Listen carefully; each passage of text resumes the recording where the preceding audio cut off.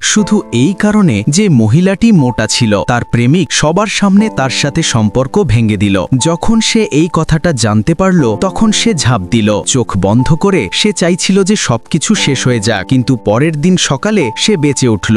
বাড়ি পৌঁছে মেরি ফুপিয়ে ফুপিয়ে কাঁদল। কিছু মাস আগে মাইক মদ খেয়েছিল, সেই রাতেই দুজনে কাছে এলো। পরের দিন সকালে মেরি তাড়াতাড়ি উঠল, মাইককে ইমপ্রেস করার জন্য মেকআপ করল, কিন্তু যখন মাইকের পছন্দ হলো না তখন সেসব মেকআপ সরিয়ে দিল। তার মাথা নিচু মাসুমিয়াত মাইকের মন ছুঁয়ে গেল। মাইক একসাথে থাকার পরামর্শ দিল। মেরি খুশিতে নেচে উঠল। মাইকের তাকে স্ত্রী বলা তার কাছে একটি স্বপ্নের মতো লাগছিল।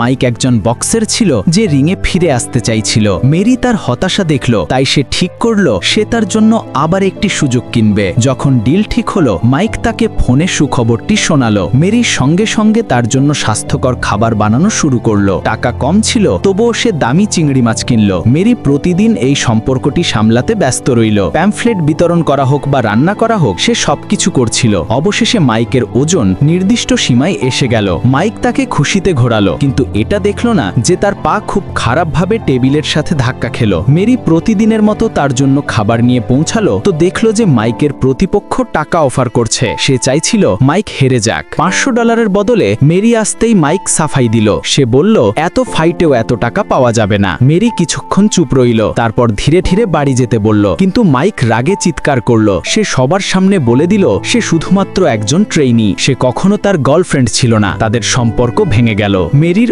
অতীত বেদনাদায়ক ছিল।